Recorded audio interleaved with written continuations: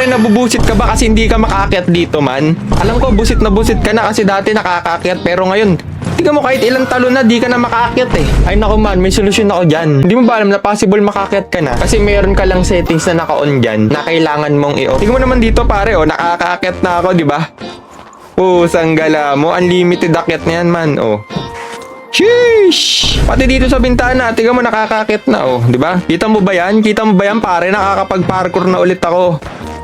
Tiyang-gala mo. Siyempre, bago natin i-reveal yung settings, kung gusto mo manood ng mga pre-movies man na wala kang babayaran, aba, siyempre, itry mo na tong Lock TV. Kasi dito, lahat ng movie, libre lang man. May shorts pa. Trip ko nga panoorin ngayon, yung Enola Holmes 3. Papanood mo lang yun sa Lock TV man. So, settings reveal na, pare. Pumunta ka dito sa settings, okay?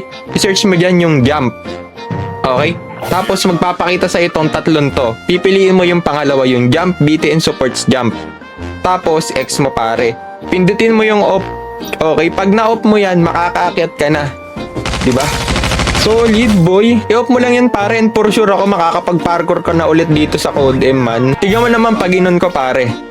Okay, i-on natin, guys. Tignan natin. O, naka-on yan, ha? Diba? Hindi makakaakyat. Alam mo kung bakit? Di ko rin alam, eh. Di ko alam kung para sa yung settings yun, kung ba't pa ginawa yun, eh. Kaya kung may natutunan ka na naman sa video na to, man, wag na wag mo kakalimutan pindot niyang follow button, okay?